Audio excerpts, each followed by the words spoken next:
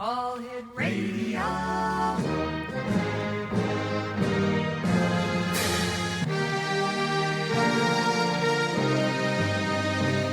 Welcome to the X Zone, a place where fact is fiction and fiction is reality. Now, here's your host, Rob McConnell.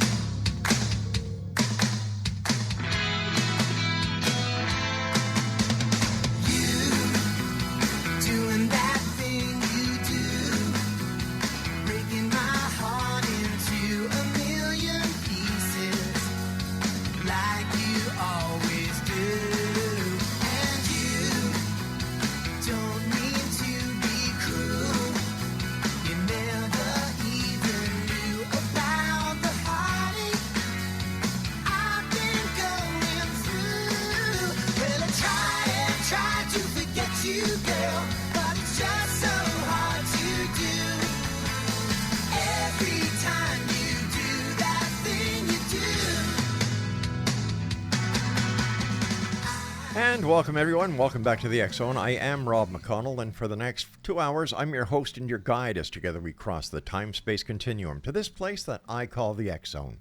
It's a place where people dare to believe and dare to be heard. It's a place where fact is fiction and fiction is reality.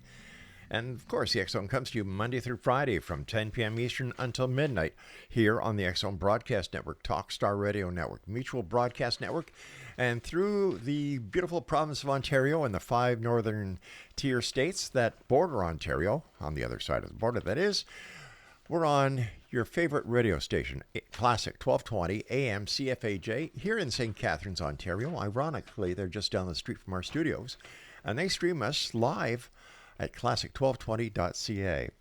If you'd like to send me an email, xzone at Xzone Radio TV, and of course on all social media sites, Xzone Radio TV.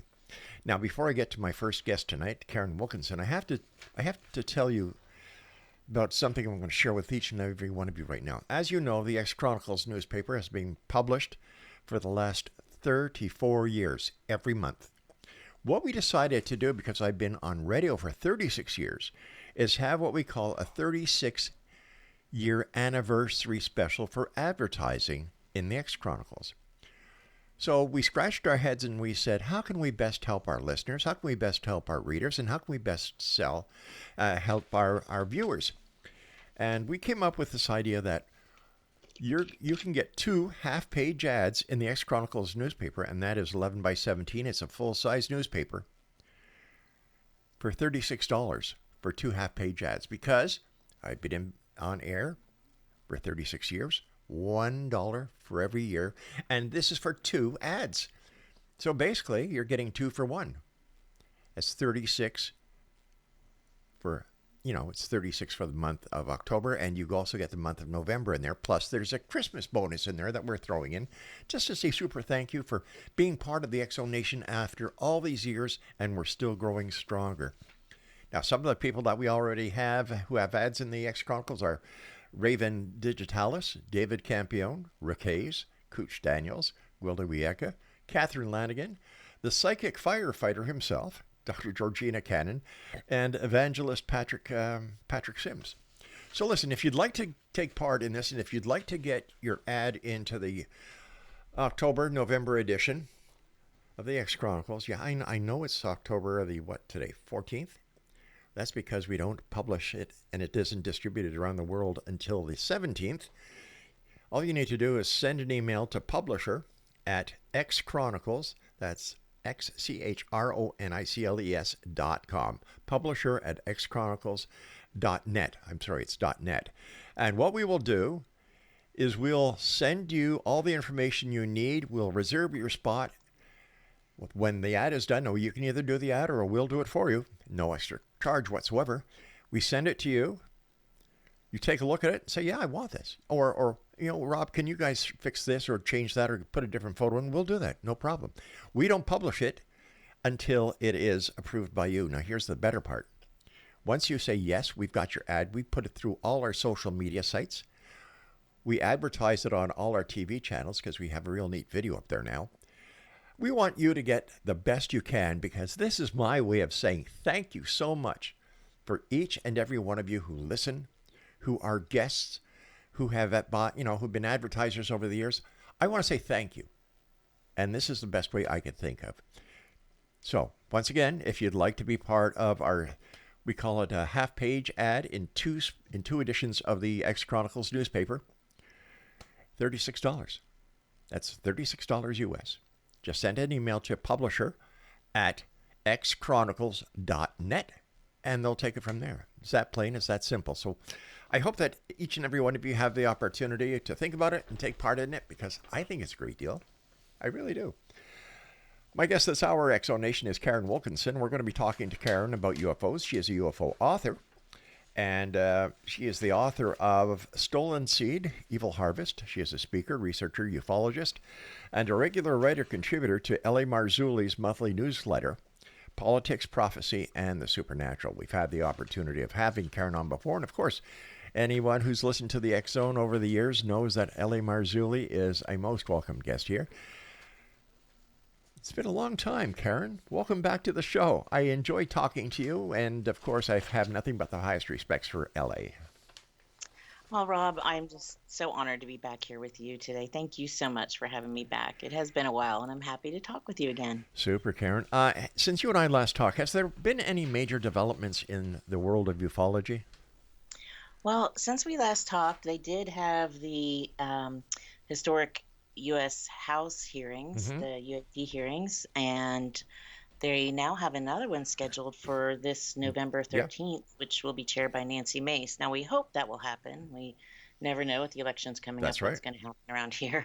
But hopefully that will happen, and they're telling us they're going to have some pretty interesting whistleblower testimony this time. So while they haven't released any names yet, we are looking forward to that. Hopefully we'll get some more confirmation this time. The last hearing, did David Rush meet with the expectations that his testimony was supposed to give? I think that he did to the best of his ability. I know that his ability to share was incredibly limited, and that many of his conversations were had in what they call a skiff, which is a security level conversation that we didn't get to hear. Right. But he did confirm that they had crashed craft and that they had recovered non-human biologics. So that was a good confirmation for everyone in the UFO, everyone interested in UFO and UAPs. But as far as I understand, Grush had never seen any of this evidence himself. It was all secondhand information. A great deal of it was. He had seen the documentation and a lot of the photographic evidence and things of that nature, and spoken with those on those committees and been involved in those committees. So while I think there are a lot of people in these different groups within the powers that be, the governments that are involved, not everyone gets to see these things firsthand. So at least we have some confirmation that these things exist, which was more than we've had before. Why do you think, Karin, that disclosure just hasn't happened? Here we are since 1947. We're now 2024, and still no disclosure. What's the holdup? I think there are a couple of reasons for that. I think one is there are so many people involved, so many different groups involved, and it's really parsed out to so many different specialized groups and specific groups, whether they be government groups or privately held corporations, that everyone holds different pieces of the puzzle. And for full confirmation, full disclosure to come out, all of those groups would have to get together and offer the pieces of the puzzle they have. And that would be incredibly difficult, if not impossible.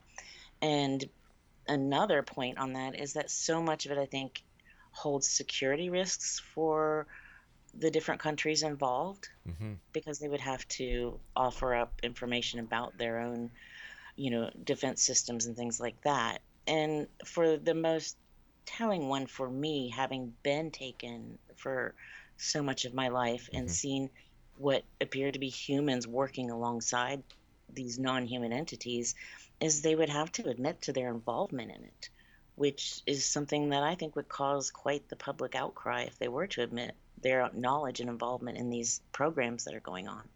But Karen, couldn't the extraterrestrial visitors just land and force the hand of all governments? Oh, absolutely. Yes, they could. And I think that's why we're getting at least the level of information that we've gotten to this point. Right. Because if something like that happens, there would be sort of a covering their backside going on here where they can say, well, we've offered you what we could Mm-hmm.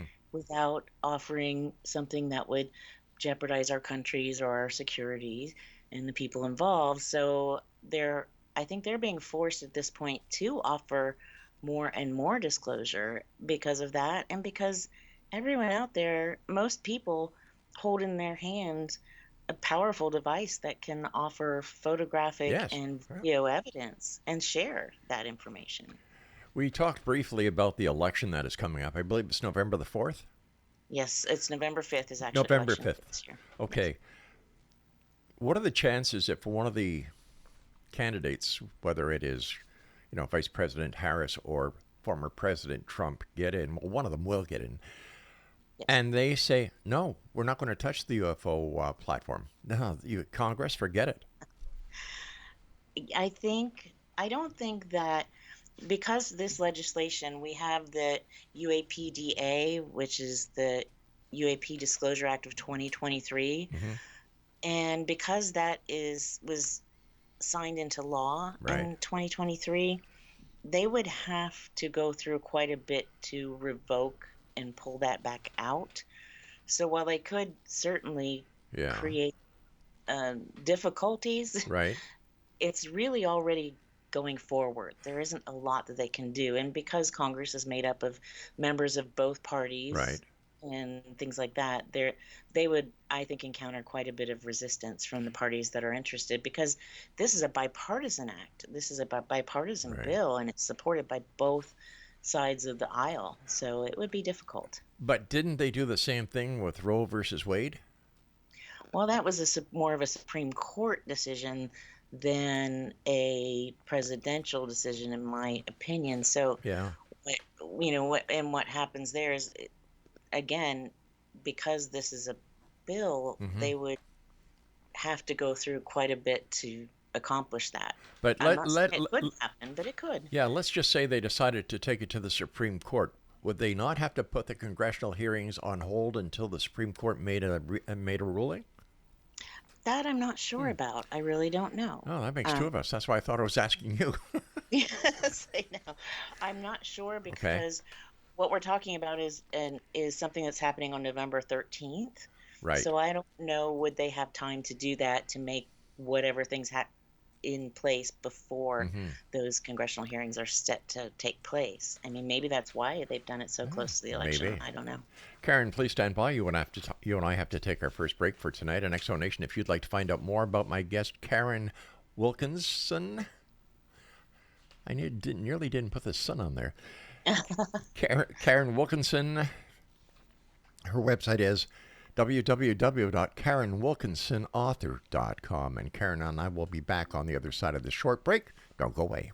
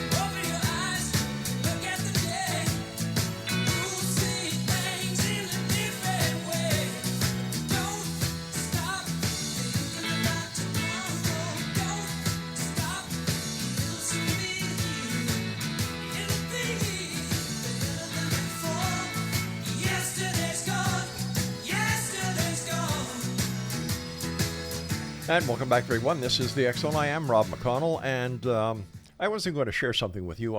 As you noticed, towards the end of the last segment, I kind of stopped and I was having a little bit of problem. That's because I swallowed a damn cough drop.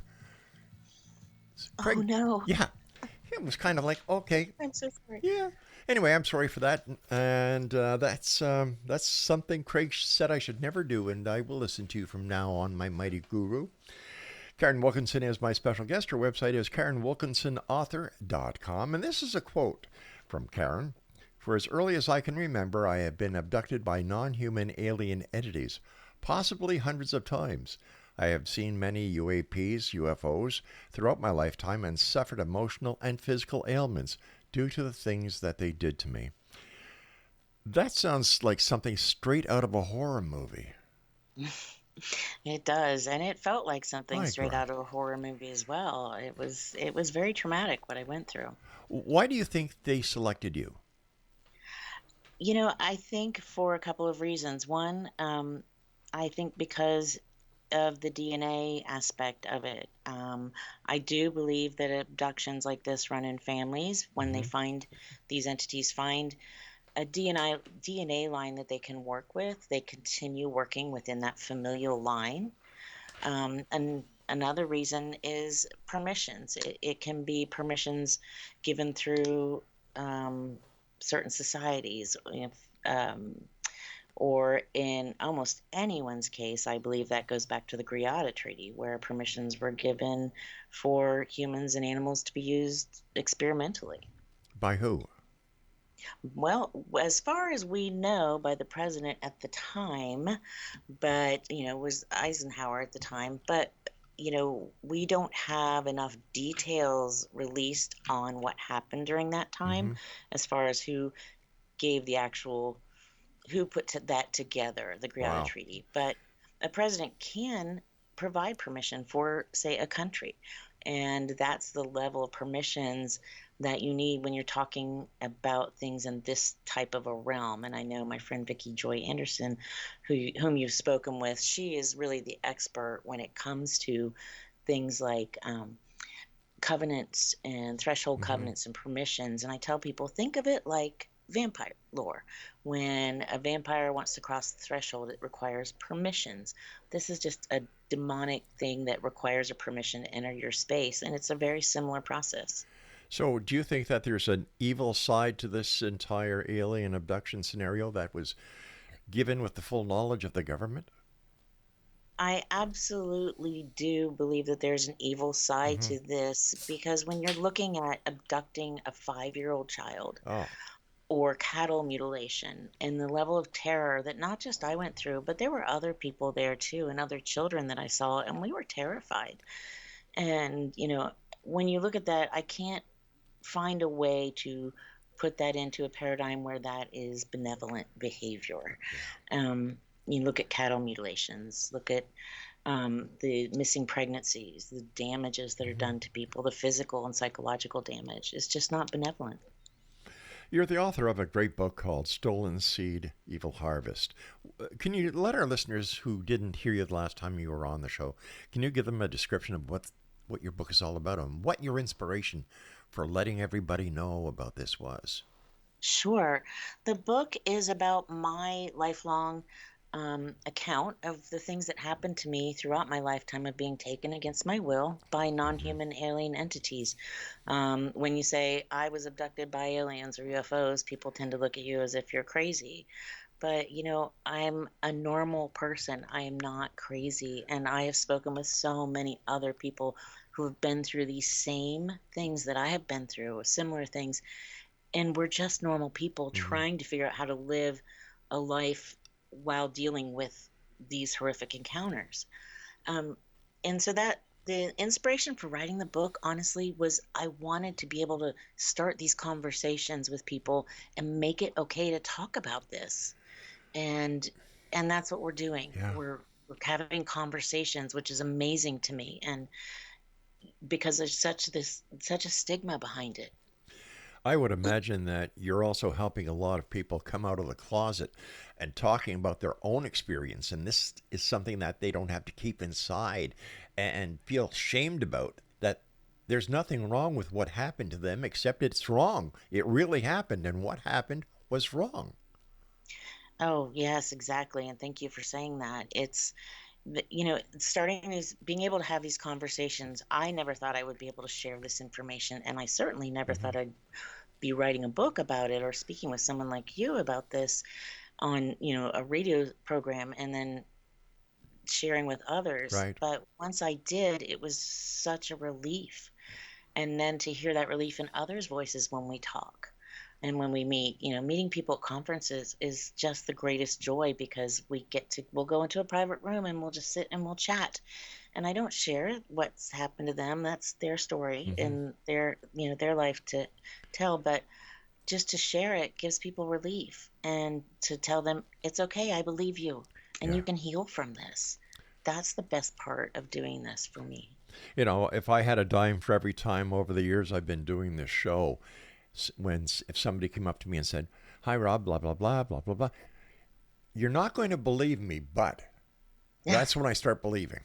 Yes, exactly. I think it's those of us who hold back Hmm. because the truth is sometimes much stranger than fiction, as the quote goes. Yeah. And that is true. And some of that I think is just I think the powers that be, whoever tries to control the narratives at different times, set that in motion to keep people from sharing things like this. When you set a narrative where, oh, everyone who talks about these things is crazy, then people won't talk about them. Exactly. Now, when disclosure comes, and I Mhm. hope it's very soon for a lot of people, how does what responsibility is the government going to take? Because people like you and thousands of others have had these experiences, and because of the negligence or the inability of the government to say, "Well, you're right," they up to now they've bared no responsibility. But as soon as they say, "Yes, we knew about it," Mhm. God, you've had stress, you've had all these other issues because of the abduction and because of the government's inability to be truthful. Don't they owe you and the other people who have had encounters and have gone to taken the proper channels and have had to have medical care? It's affected your lifetime. Shouldn't they take some responsibility? Well, it would be nice if someone could take responsibility, but I just don't see that happening. There will always be someone else to blame. There will always be somewhere to pass the buck. It would be really nice if there were opportunities for those of us who've been through this to have psychological care Sure. or physical care. When they released their report in um, 2022, a report was released by the government called Physical and Psychological Effects Hmm. of Acute and Subacute Field Effects on Human Biological Tissues. It's a very long report name and sounds confusing, but basically it was a report that just outlined a very long list of problems that people who've been exposed to these UAPs Hmm. and these entities have experienced. So they've already shown that they understand what is going on. But I wonder if that will ever get full disclosure, just because that would require a certain level of um, Yeah. responsibility, and I don't see that happening. With the amount of times that you've been abducted and had interaction with the ETs, what kind of help could you get? Who did you go to? I didn't get help, and I had no one to go to, Oh, and that was the hard part. When I was about 6 years old, I this is when I finally realized because they were telling me and threatening me and telling me I not to talk, not to tell anyone, and I just kind of I had my first breakdown. And I remember being about 6 years old, they found me hmm. huddled in the corner of a bathroom stall at school, just holding my knees and rocking back Oh, and for forth, and I wouldn't God's come sake. out. And they had to call my mom to come get me, and she talked me out of there. And I just kept saying, I want them to stop taking me. I want them to stop touching me. I want them to stop bothering me. Talking about them being, and they're like, who? Who are you talking Right. about? The little ones, the little ones. well, I didn't have vocabulary. Even if I wanted to tell someone, what would I call Mm-hmm. them? This is back in the 60s and 70s, and I didn't have access to the kind of information we have today. I didn't know who and what they were even. So at that point, I realized there was no one to help me, and I think I kind of split at that point and created a part of me that lived day to day and a part of me that lived the really tough, difficult, ugly stuff. And I separated those two. And I kept it that way for a very, very long time. How did your encounters affect your childhood? It must have been, if you'll excuse the expression, hell for you. There were parts of it that were absolutely horrifying. And because I was able to create this Mm-hmm. dissociation between those events and other events, there were times I hid a lot. I got very adept at finding places to hide at night, thinking that might help. I couldn't look out a window at night. I couldn't sleep on the side of a bed or the side of the room by a window. Um, I was terrified at nighttime. I always slept with the covers over my head, my eyes tightly closed. Just, I so many things that it affected for my whole life, not just that time of my life. But it was terrifying. And little children who go through traumatic experiences tend to find ways to block them out and deal with them. Right. The human mind and heart are very complex. And I think God just gave me that ability to really put it put a separation between that and some of the day-to-day things so that I could live a more normal life. We're glad you're here with us tonight and sharing this experience with. I'm sure there are people out there right now saying, you know what? That happened to me. And if Karin is telling about her experiences, I can share mine with someone, and maybe they'll contact you, Sharon. Maybe Karin. Maybe they'll contact Ellie Marzulli. Maybe they'll contact us. But you're making a difference, and it's just wonderful. So thank you for what you're doing. And X Zone Nation will be back with Karin on the other side of this break as the X Zone continues with yours truly, Rob McConnell, from our broadcast center and studios in beautiful St. Catharines, Ontario, Niagara. Don't go away.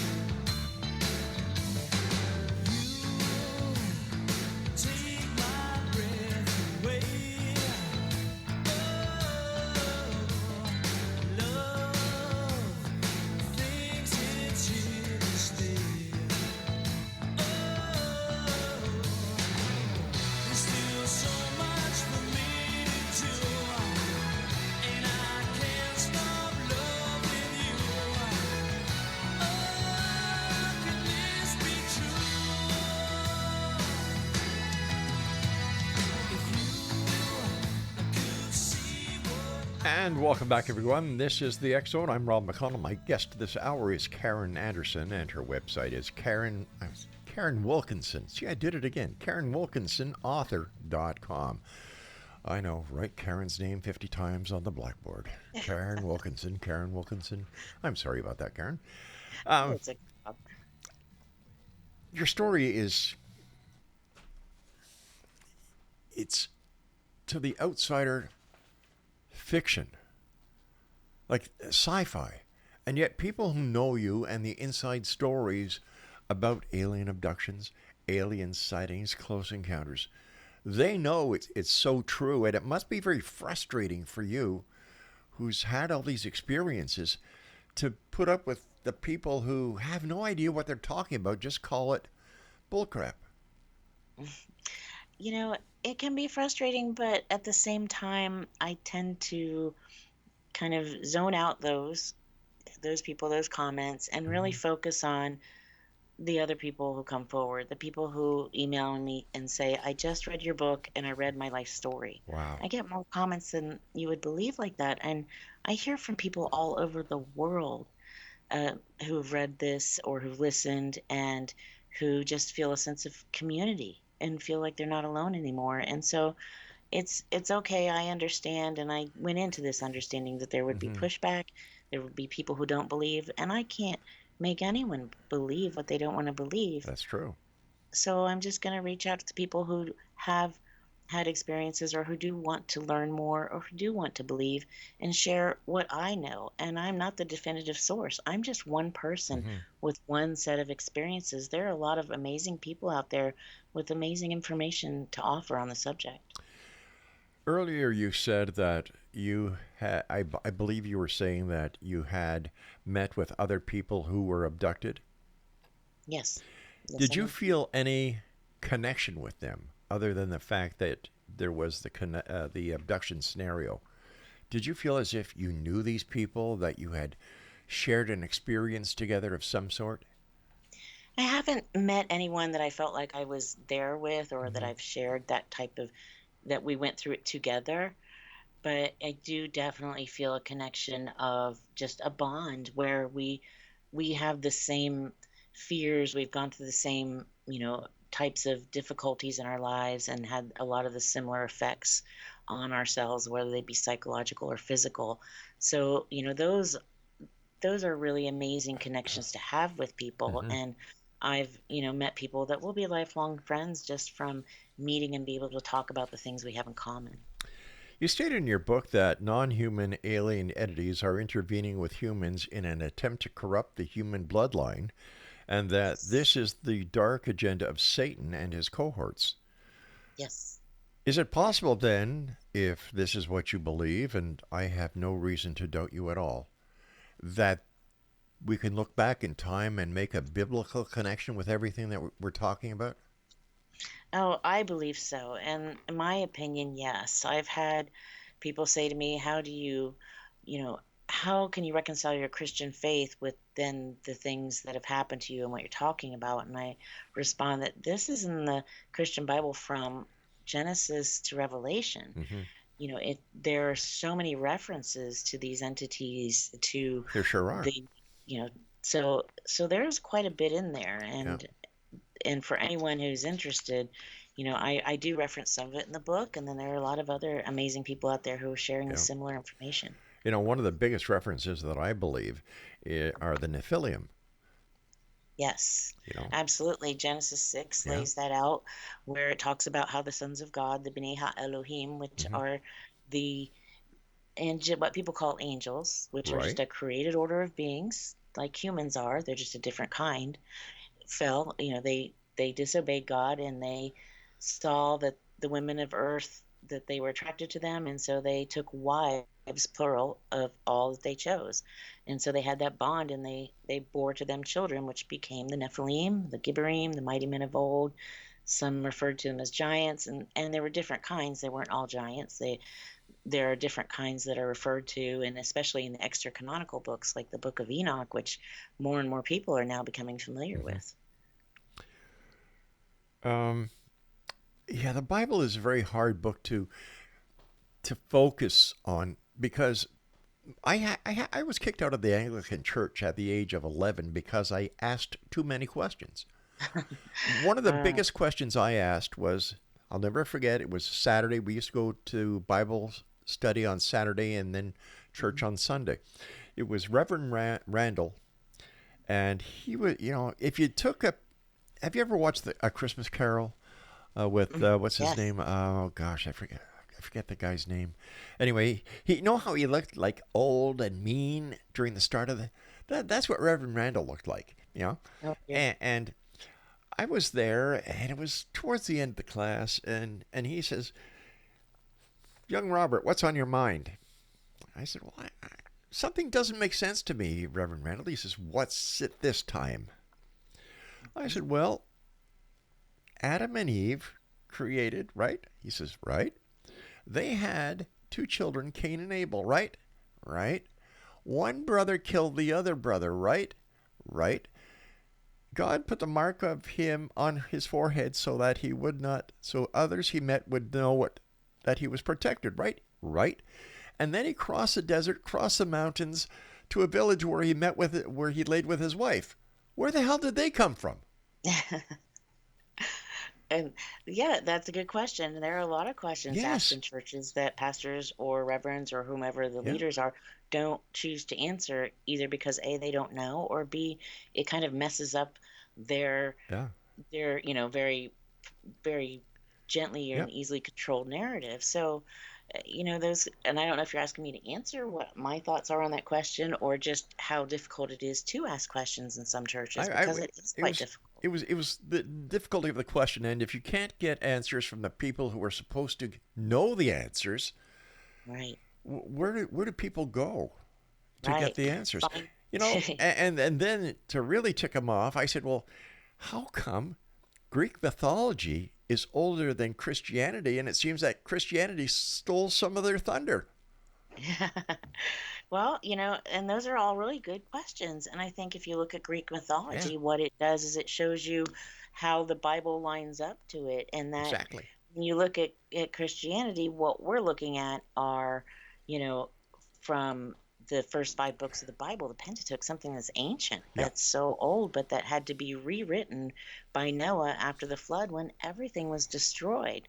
But we don't know exactly how long ago God put Adam and Eve in the garden. right. We don't know exactly how long ago the flood. So there's so many questions that pastors don't answer or don't want to know, or that aren't even taught in seminary, like the Genesis 6 narrative and Genesis 3:15, where he says in the garden, I will put enmity between your seed and the seed of the woman. Well, who's he talking to? He's Hmm. talking to Satan, and he's talking about the seed of man. Yeah. And he's talking about, that ongoing battle that goes on today. And those things aren't taught in churches. No. And then people don't understand, what are aliens? What are these things? Where are they coming from? Well, they're the angels that rebelled. Yeah. And there are numerous, but that's not taught. And if it was taught, if I had been taught this, Rob, when I was 18 and I first found my way to, Hmm. a church, a faith-filled church, I would have been able to stop this back then. Yeah. But the churches I went to didn't teach me the whole Bible, and I didn't know what to do. I don't think there is any church out there that does teach the whole Bible, because Oh, they don't want you or any other parishioners, any of the believers, to actually see who's behind that curtain, because then I it think spoils it all. I yeah, and I've come across some churches actually that I find are amazing. They do. There's one here in Lubbock. There was Hmm. one in West Palm Beach. There's one in Pensacola, Florida, and I don't have all the names of the churches, but I would love to share all those, because there are some pastors who are trying really hard to share those truths Hmm. out there. But they don't get a lot of attention, because what they're doing is not the prescribed narrative. It's not the mainstream. It doesn't put people's seats in the people in pews. Yeah. It drives a lot of people away because they don't want to hear the strange things. They The don't want to hear the more esoteric parts of it. the church today is a business. That's Yeah. all it is. And the way I look at it is, you've got the Pope. He's the chairman, CEO. Then you've got all the bishops. The cardinals. They're the board of directors.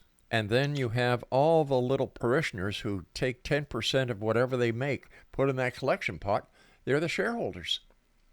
Right. I think there are some churches that Yeah. are just unfortunately not really there to teach the truth. And even the Bible talks about, Yeah. those churches and those places. And my friend Mondo Gonzalez, I was listening to a post he put on social media today. He made a very good point. Be very careful where you get your information, because you might think it's coming from a good source, Yeah.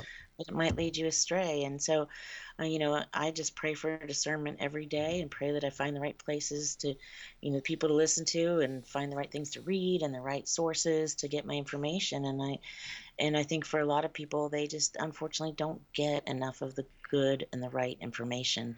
And it turns people off from religion, and it sends people away from churches and away from from God. Yeah. Whereas organized religion, a lot of them don't have anything to do with true connection to salvation, to God, and that's unfortunate. Is it possible that when we read the Bible, we are actually reading the first contacts of extraterrestrials here on this planet? And because back then no one knew about the heavens, no one knew about the possibility of life in other planets, nobody knew about DNA, nobody knew about science, chemistry, biology, nothing. That what they did was they wrote based on their best ability and the knowledge that they knew what they were seeing. And if that's the case, how would the words of the Bible be written today, Yeah, knowing everything we know? How would the that's Bible be written, and how different would it be? Would oh, Mary have had artificial insemination, for example? Question. those are really interesting questions. Yeah. And yeah, the Bible is not written through Western eyes. No. It's not written through a language that we understand. I mean, extraterrestrial simply means not of this earth, not Yeah. born on this earth, not, someone who walks the earth, right? So, yeah, when you look at that, any angelic being is going to Hmm. be an extraterrestrial. And then you look at chariots of Yep. fire. Well, they had chariots. And That's so, right. they're probably talking about UFOs. And then you go back to old artwork and old ancient cave paintings even and things like that. And you'll see examples of flying spaceships Yeah. and astronauts and these things that have been there just through, eons of time. So it is definitely not written in a Western vernacular, and we have to take that into account when we read it and Karen, start I looking at it. I hate to do this. I've got to take my final break. Please stand by. Exonation. Karin Wilkinson is our special guest. Her website is KarinWilkinsonAuthor.com. And we'll both be back as we wrap up this hour here in the X Zone. And don't forget, this isn't the last hour. This is the first hour. After we say goodbye to Karen, we have yet another hour to share with you, the members of the X Zone. So don't go away.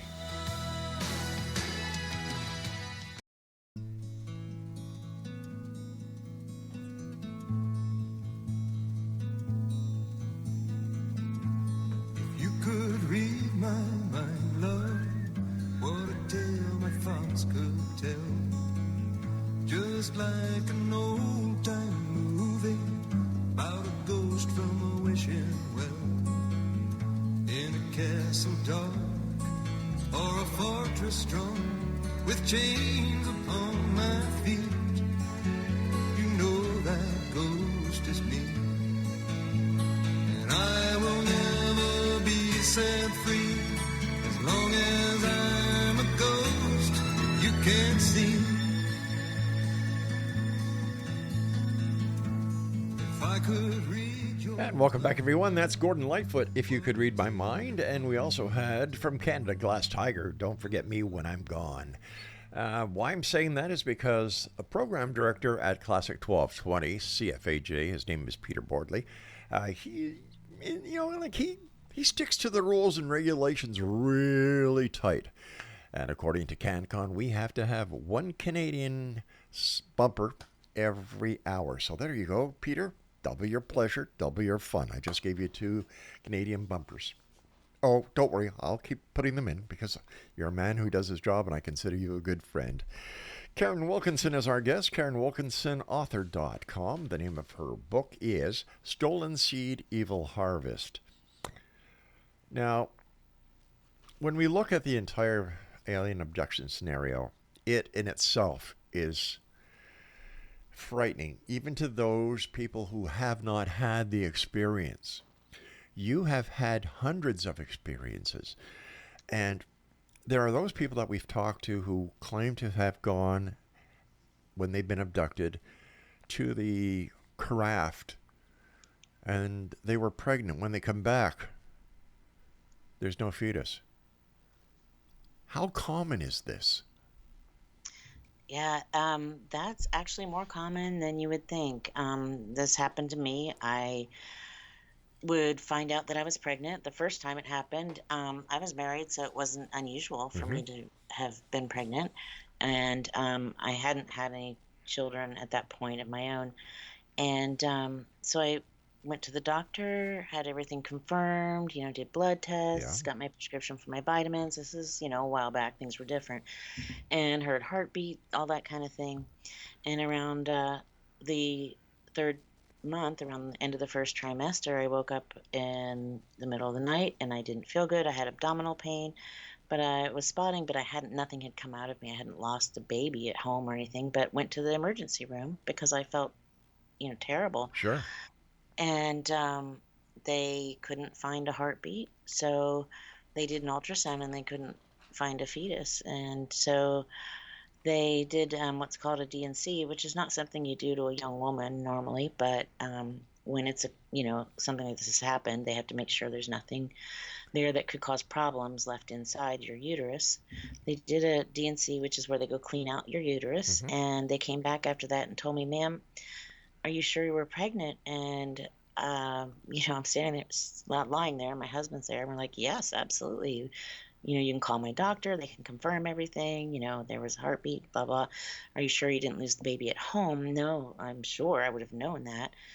And they're like, "Well, because there was no fetal tissue in your uterus. Your uterus was clean." And so at that point, they couldn't tell me what happened to my baby. And it was just heart-wrenching and heartbreaking to lose a child and have no answers Oh my God. and wonder what happened. Yeah. When with a miscarriage, sometimes you can at least know what happened and why. And Mm-hmm. I had no answers. And this happened to me multiple times. And I did not know until, these last couple of years that happened to other women frequently. And many, many women have reached out to me with that same traumatic story. And, we've been able to share that grief together and mourn together, because you don't get to, trying to mourn the loss of a baby that you don't even know what happened to it was very, very difficult. And then in the report I mentioned to you earlier that was released in 2022 by the Mm-hmm. government about the effects, the acute and subacute effects, the very long name, one of the things that they confirmed was that one of the effects was these missing pregnancies and lost pregnancies. And so to have that confirmation, and these other women too, and that I've spoken with and met with and messaged with, it's given me some closure and some finality to it, and at least a sense of not being alone, and it's helped me to grieve and to get through that. But that's such a difficult thing to go through for those of us who've been through it, and then you don't want to talk about it because people will be like, "Well, what do you mean your baby's missing?" it, there just aren't good answers for it. This has happened to multiple people. The child is Many. taken without your permission. Yes. You come back. You're not pregnant anymore. No. Have you gone to the authorities and said, "Hey, listen, this is Right. what happened. Here's the medical proof"? Yeah. No, because the doctors are saying to me, "Well, we can't explain it, but it's just gone." And what am I going to do? Go to the authorities and say, "I don't have any proof for you, but this is what happened"? Well, wouldn't the proof What are they be going to that? do? Wouldn't I mean, that? what would they do? Wouldn't that be? Wouldn't the proof be that you went to a doctor or a medical center and they, in your medical history, wrote that you were pregnant, giving all the tests that were done and the dates and what the Mm-hmm. ultrasounds have found in the past? You go, you come back, you go to the hospital because you feel something's not right. You as a Mm-hmm. mother know if you're pregnant or not. Mm-hmm. Oh, definitely. And Absolutely. and the doctors and the nurses who check you, they give you a D&C and they say you are never pregnant. Well, they didn't say I was never pregnant. What they said was there was no fetal tissue in my uterus. I was pregnant. I had blood tests and things to prove it, but it was gone. I had lost that baby, but they didn't know Unreal. where. They're like, "Well, you must have lost it at home and not realized it." So they put the onus of responsibility back on me for not realizing that I had expelled, that baby, that I That had miscarried that baby at home and not realized it. that is so Well, ludicrous. anyone will tell you that's crazy, Yeah. right? And then if I can't tell my best friend or anyone about these things that have happened to me for fear of them thinking I'm crazy, how am I going to go to a police and Yeah. tell them Well, these not only things? that, I mean, but what about the psychological aspect for you having to suppress this information that your baby was stolen away from you, and you can't Right. tell anybody about it because they're not going to believe you. Right. Exactly. Exactly. It's horrifying. And again, it's one of those things that you just suppress it. You suppress it as far down and as far away as you can, and then go and have a pregnancy, a normal baby, and you live in that, and you love on that baby with all of your heart, which I love my children. I have biological children, I have Mhm. adopted children, and I love them with everything I have, and I am so grateful for them. And I can't live in the loss. I have to live in the life that I've been blessed with, and that's what I do, and that's what so many of us do. God bless you. That's all I can say is God bless you. Oh, thank you, Robin. I understand that you also had a near-death experience. I did. And it was such an amazing experience to have.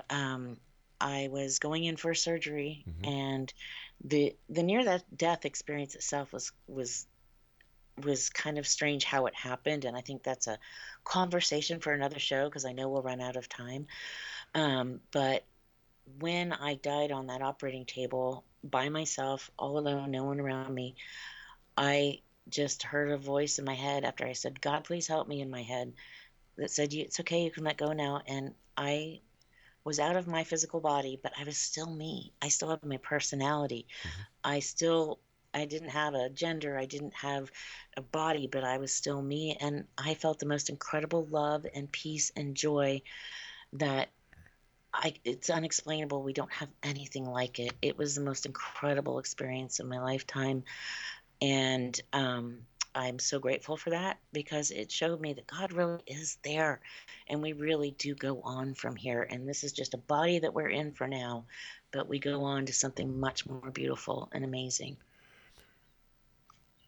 If God has the ability to give life, to take Hmm. life, why does he permit the evil to exist in this world where these ETs could come at night like a thief in the dark, snatch Yeah, you or anyone else, bring them to a place where they take your child from your womb? Why is right. this permitted? That's a great question, and I hear that a lot, and I say, first of all, darkness is the absence of light, and Hmm. evil is the absence of good. And we live in a fallen world, and that started with the Garden of Eden. It Yeah. started with Adam and Eve, and it gives us the option, the opportunity to have free will, to choose what we want to do with our lives. Do we want to believe in God? Do we want to believe that Jesus is our Lord and Savior? Do we want to accept that? We have the free will to make those choices, and I'm not going to tell anyone how to live their life that they have to live their life the way I do, but I do believe in these things. And that free will, even though there's evil in this world, that's a part of that free will. And we have the free will to do those things. A lot of people have challenged me by saying, Rob, do you believe in, let's say, Bigfoot? I'll Hmm. say, no, I haven't seen one. Oh, but you're a Christian and you believe in God. How come you Hmm. believe in God and not in a Bigfoot? Hmm. Well, for one thing, I know in my heart of hearts there is a God. Yeah. And well, what's your proof, Rob? Well, let me tell you something. If you want to see any proof that there is truly a God, all you need to do is go to any hospital and see the Mm, people that are working there. Then you go to the delivery area and you look into the room that has all the little babies. And when you see a baby smile, hmm. don't tell me Yeah. there's no God. Or when you Right. see people going out of their way to be helpful. Look what's happening in the world today, the wars, and how many people are going to help the people who are in so much need and who need humanity, and they're there. Right. The God is there. All you have to do is look for him. But I don't see any Bigfoot in there. No, and I think that whatever creatures and things that people are seeing out there that aren't human, again, a lot of those I think can be we're going back to Nephilim Yep. territory, right? And we're going, but yeah, God is in everything because He's the creator of everything. And you look at how a flower blooms or the Oh, intricacies of yes. anything in this world, and Yeah. detail. And you realize we have a divine creator who loves us enough to give us the opportunity to find our way and to learn how to love him and learn how to love others. And that's the greatest gift of all. Karen, the time has come when I must say so long to you, my friend, and we'll have you back in the future. Thank you for all you do. I appreciate having you on the show. I appreciate your time. And Exo Nation, if you would like to contact Karin Wilkinson, her website is KarinWilkinsonAuthor.com. Karen, take care of yourself, my friend. Thank you, Rob. You too. It is always such a pleasure to be with you, and I look forward to next time. God bless you. God bless you too. And Exo Nation, that's it with our guest this hour. Once again, the name of Karen's book is Stolen Seed, Evil Harvest. One more time. Stolen Seed, Evil Harvest. What a story. Great lady. We'll be back on the other side of this break as hour number 2 of the X-Zone starts right now. In a castle dark or a fortress strong with chains upon my feet, you know that ghost is me.